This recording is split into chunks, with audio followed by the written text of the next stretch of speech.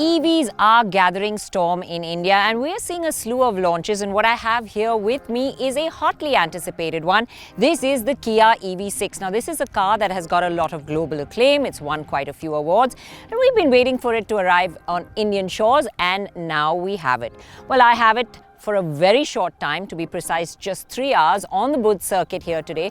So I'm not going to be able to give you the full-fledged review, but I can tell you what it looks like, what it has, and how it drives on a track. Now, I'm Renuka Kirpalani and you're watching the Autocar India channel. If you like this video, do remember to hit the subscribe button and click on the bell icon for notifications for videos like these when we load them up.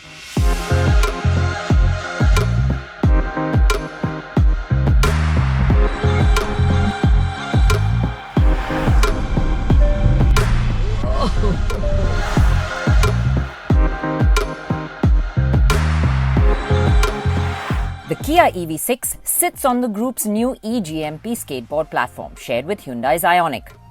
Now, with no need to reserve space for the engine up front, the EV6 profile carries a short bonnet and a very long 2,900mm wheelbase, ensuring a generous passenger compartment. It also has a reasonable 178mm of ground clearance as well, so you won't have to worry about speed breakers. This car is going to get eyes popping with its wedge-like shape that looks ready to slice through the air. There are many eye-catching features like the bar design on the front DRLs and tail lamps that look so futuristic. The steeply raked front and rear screens that give it a sporty look, the smart 19-inch alloys, the piano black sills and the tucked-away handles that all make it look quite awesome. The rear has a kind of Aston Martin DBX look, and the striking lights extend over to the sides connected by a reflector right across. The lower half has the sequential indicators that have a chiseled pattern on glass. And on the right side between the lamps sits the charging port. It's a press to open and a button inside to close it. There's also a charging indicator inside the flap. And below the bumper you get really snazzy pixel-shaped reverse lights. Up front, Kia have refrained from adding a fake grille, and the top section is just a stylized design, while the lower half is a genuine air intake to cool the battery and channel it under the flat floorboard for better aero. The trademark tiger nose is now a digitized version in the headlamps. Overall, this car, viewed at any angle, is very distinctive and a head-turner.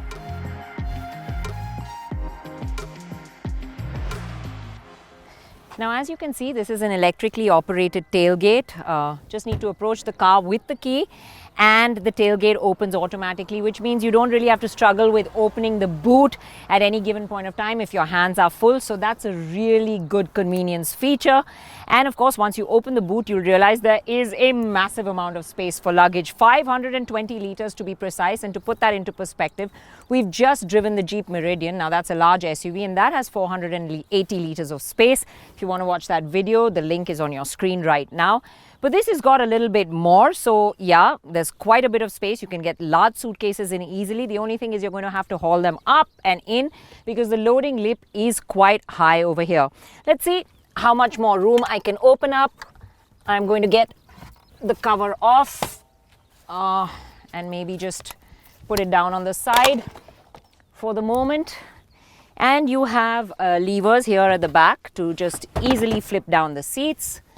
So that's at the touch of a button. It gets into a continuous floor. So yeah, you can really load this car up and carry your house and everything else in it if you're only 2 passengers. Now, if you think that's not enough space, hang on, I'm not done. I'm going to show you some more. I'll put that back later.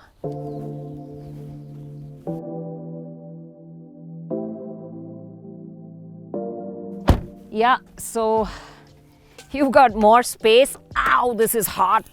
It's really hot. So you have a front boot or fruit or a front trunk or frunk, these new age terms I tell you. You have some more space basically is what I'm trying to say. Now in the all-wheel drive version, it's a smaller space, and in the rear wheel drive version, you get a larger space up here in front. So yeah, you do have some additional storage too.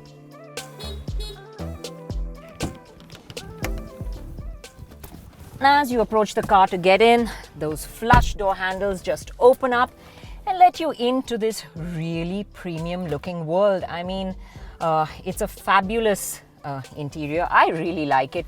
There's some premium materials here. You've got this nice textured dash which has these stripes across it which give it a nice sporty feel. You have the AC vent that runs right across. Of course, the vents are positioned in the center and on the side, but the line kind of runs across the dash. And you have these twin 12.3-inch screens which are set in this panoramic single screen. Really easy for the driver to view, and all the graphics sharp, crisp, very clear. It's responsive, the screen, and of course it has a host of functions, and we'll get into that. Now below the screens there is a touch panel which is quite unique. Basically it has a dual function. It's a touch panel and you can either use it to access shortcuts for the infotainment screen, or at the touch of a button you can use it to access the AC controls.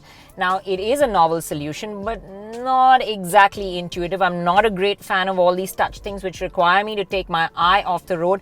I prefer these rotary kind of dials. Thankfully the temperature controls are rotary, but honestly if you were to use them they work extremely well. It's very simple, very responsive as well. But the central console, as you can see, it's not integrated, and what that leaves for me is this really nice space. It's a tuck-away box underneath the central console which gives you space, and especially for women, to put a handbag into. Now that's some space I never really find in a car, so that's very convenient.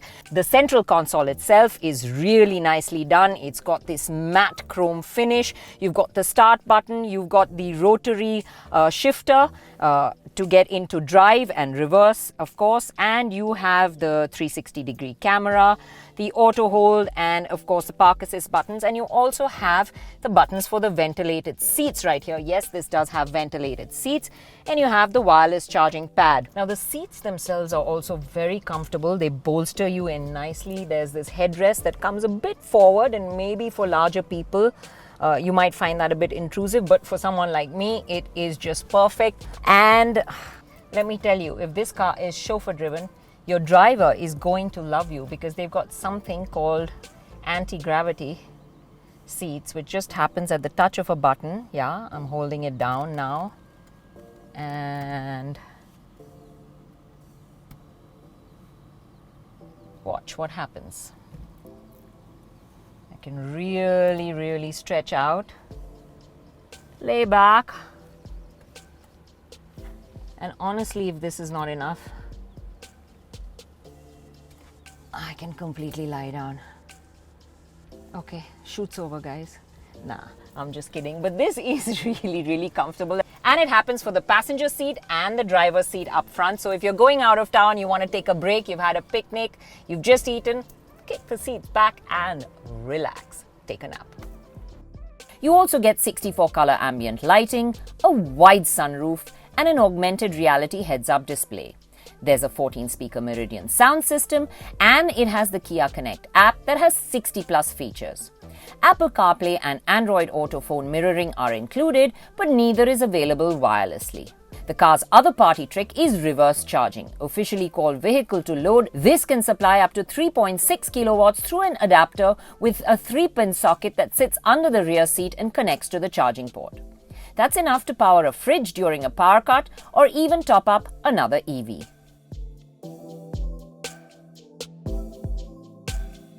Now, as far as storage goes, you have a nice little bin over here. You have cup holders, a nice handy pocket to put your keys in.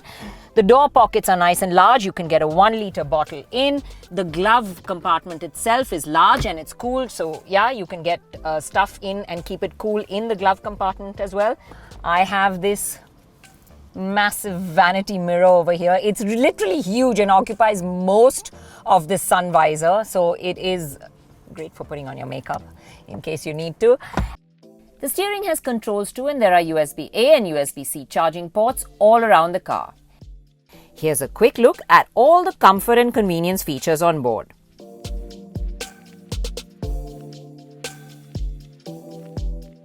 Now, safety features include 8 airbags and ESC, and what's nice is that ADAS features are also a part of the package. We'll have to try these out in the real world though, and then comment on how well they work.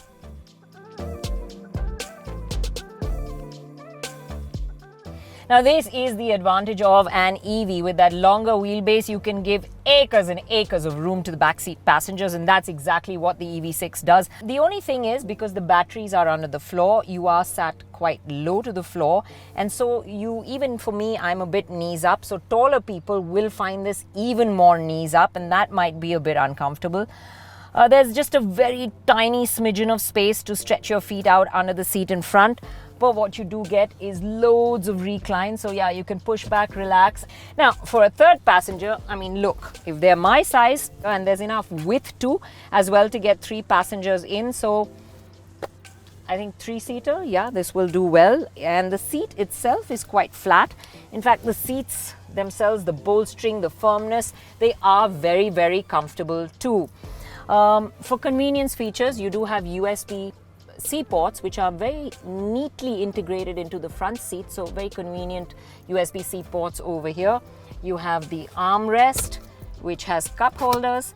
And look, this is pretty cool. It's a slot to keep your phone in and slide it and it becomes a cup holder. That's a cool touch. I really like it. And you can even access the boot from here if you need to pull out something. Say you've got your food stored away and you just want to access it. There's a small little cubby hole to access the boot, or maybe even put longer luggage in here at any given point of time. And you have pockets at the back of your seat. You have the AC vents as well. Of course, ride quality is something I cannot comment about now. So how comfortable it is on the whole, I'll let you know later. But you know, before I go, here's one thing. The rear window rolls all the way down. So if you have a dog, he's going to be pretty happy. But then you do sit, like I said, quite low. So the window line is pretty high.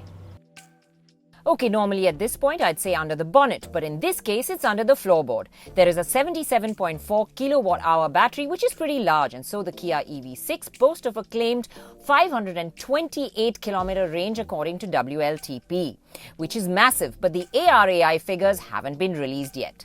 Now this is good by EV standards, but of course that will drop in the real world, and we'll have to tell you what it is really like when we test it out on the road. Kia claims the EV6 can accept a very fast 350 kilowatt DC charge, which will see the battery go from 10 to 80% in just 18 minutes. Now that's faster than a phone, and on a more common 50 kilowatt fast charger, the battery will take 73 minutes for the level.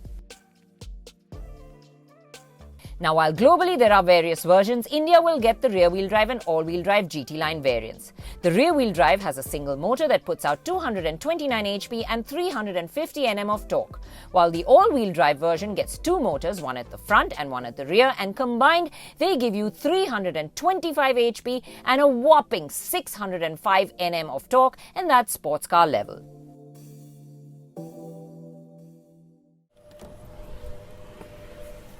Okay, get into the EV6. There's a nice large windscreen, so visibility is good. The seat has a nice range of adjustment. So yeah, I can get up really nice and high. The steering has telescopic tilt, so adjusting it and getting into a good driving position is very, very easy. However, visibility to the rear is a bit limited. It's a small area. But then, for that, I do have the 360-degree camera, and I can access that really easily from here, so I can always see what's around me. Well, let's get this show on the road.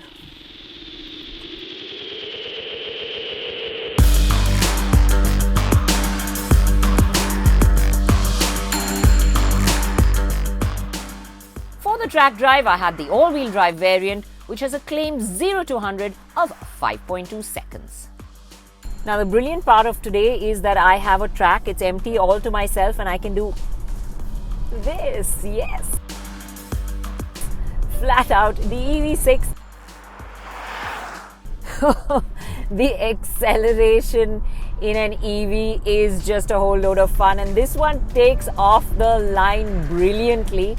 I mean, for a family car, that torque, and when it arrives instantly, is always pretty good, and this one is quick. It is really quick.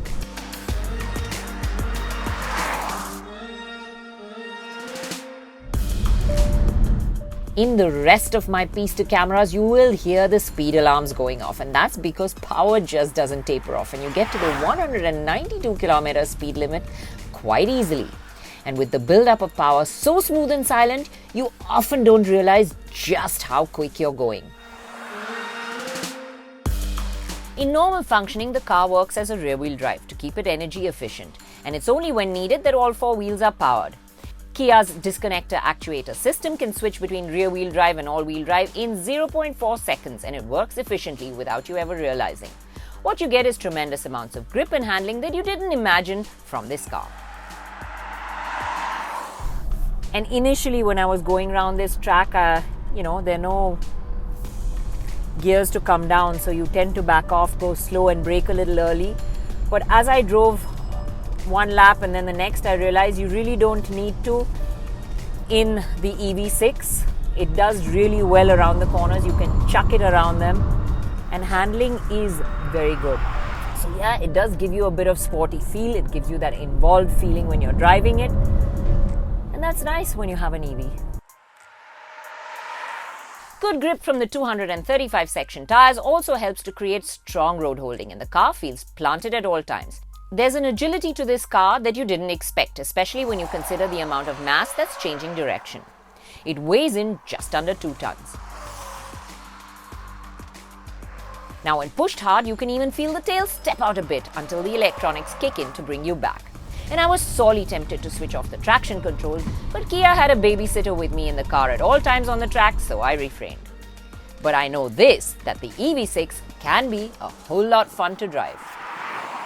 The one area where there is room for improvement is in steering feedback. Though it does weigh up around corners, I would have liked a little more feeling coming through, especially when you have this level of performance and dynamics. Just can't resist doing that in an EV. And there are modes, there are drive modes as well in the EV6. You have Eco, which is of course the energy saving mode, so it does blunt the performance. And then you have normal, where if you put your foot down, you get a decent amount of response. And then there's sport, which just gives you that much more oomph. And I have to say the step-ups between the modes is quite substantial, so you really feel them. It takes some getting used to not having gears to shift down when you corner and rely entirely on the brakes. But in this GT line, there's a sport brake mode which gives the pedal more bite and you more confidence as well. Apart from that, what's really great about this EV6 is the way they have tuned the various regen modes, where you can adjust the levels of braking. Now, like all EVs, this also does have regen modes. But what I like about it is that there is a variety of regen modes. You can actually set it to suit your needs. You have an iPedal mode which has different levels. So 0 is, when it's really free flowing and you can let it coast.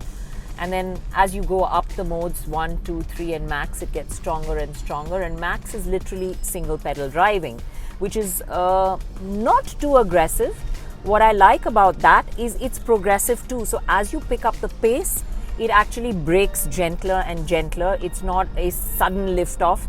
So it doesn't get too aggressive on you, and it makes using the regen modes very, very easy.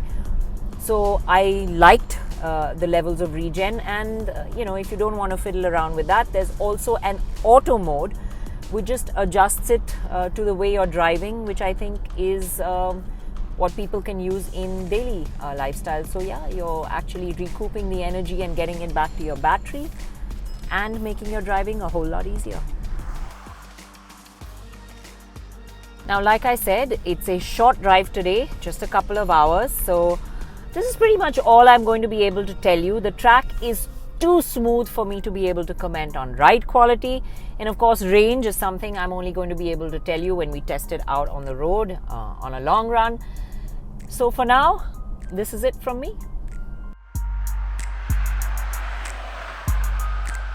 Despite all the action on the track, there's a calm in the cabin, and you hear just a remote squealing of the tires protesting when you chuck it around a corner, and a gentle whirring of the motor.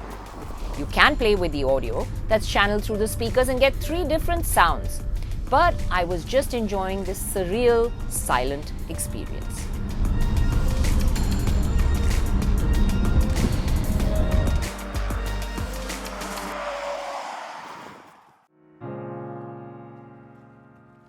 The Kia EV6 is a head-turner that's bound to attract attention. However, being a complete import, this well-spec'd GT-Line variant is going to be pricey. We expect it to be around 60 to 70 lakh rupees, and the price announcement is scheduled for the 2nd of June. Now, it may be pricey and the back seat may not be entirely comfortable for tall people on longer journeys, but if you're in the market for a luxury EV, this should be on your list because there's lots to love about the Kia EV6. It gives you all the innovation of a full-born electric car, it's loaded with tech, offers exciting performance and has unexpectedly good handling. It's also practical to use with its efficiently packaged space and a healthy claimed range. Now, Kia are bringing in only 100 of these to begin with, and I think they will be sold out in no time at all. We are also eagerly waiting to test it out in the real world.